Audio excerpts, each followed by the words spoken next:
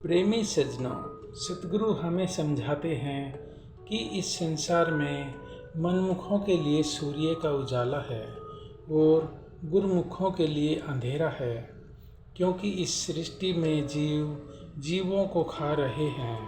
पानी में कितने प्रकार के जीव हैं, वहाँ उनके लिए कोई खुराक नहीं। बड़े जानवर छोटों को खाते हैं और छोटे कीड़े मकोड़ों को।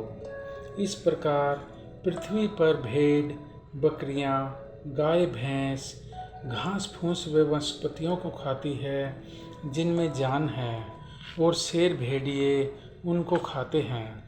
चिड़िया कीड़े मकोड़े खाती है, चिड़ियाओं को बाज खा जाते हैं, और बेचारा मनुष्य सभी को खा जाता है।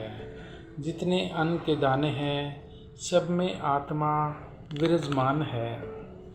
आत्माएं अपने सूक्ष्म कारण और महाकारण शरीर को छोड़कर अपने लोक से देवयान और पितृयान मार्ग को पार करके फिर सूर्य और चंद्रमा की किरणों के रास्ते इस संसार में उतरती है।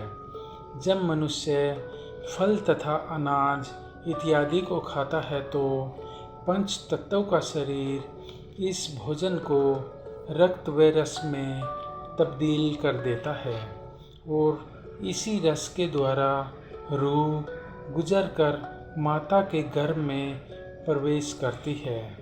हर आत्मा अपने कर्मों के अनुसार पशु पक्षी, घास, वृक्ष, पहाड़, दैत्य या मनुष्य की जून में आकर पैदा होती है। संतों के अनुसार यह संसार अंधेरे का सागर है और किसी भी जगह अमन चैन नहीं है। मनुष्य से नीची जिया जून में तो शारीरिक आराम भी नहीं है।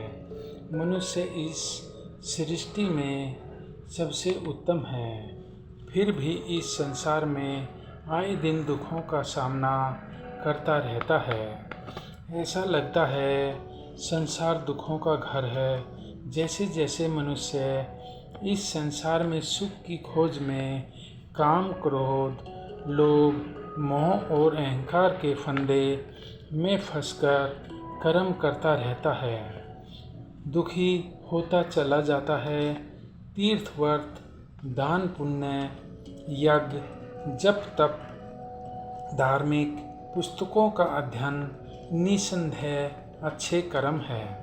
उनका फल इस संसार में दूसरे जन्मों में मिल जाता है, जैसे स्वर्ग इत्यादि, परंतु स्वर्ग से भी इस संसार में वापस आना पड़ता है।